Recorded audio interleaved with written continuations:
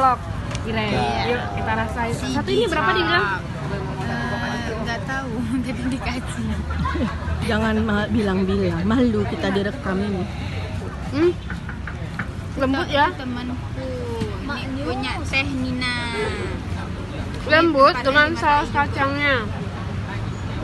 Di mana dia jualannya? Di Matai.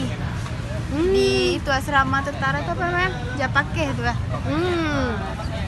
Ada sakamnya. Ini enak teman-teman. Jadi kacangnya itu sausnya itu terasa. Betulnya ini orang Bandung asli. Oh iya, karena emang makannya. Berarti sama dong sama saya Solo. Solo sama Bandung. Maaf ya teman-teman, ada kesalahpahaman. Orang Solo biasa sukanya makan aja, makan cilok. Oh, Ya be? ya Allah. Apa? Nyender lu. Baik teman-teman, Apa itu? silakan kunjungi ini Pekan UKM di depan Barata teman-teman. Banyak makanan di sini, ada 80 UKM Dan ikut yang serta. ikut serta. Nyomot-nyomot aja. Cara makannya gini. Bismillahirrahmanirrahim. Iya ini ngambil colokan di tempat cilok lain. Oh, kirain di situ dia di bawah. Gimana Bang Adi, enak nggak? Kurang pedes. Ya emang pedes. nggak pakai sambal.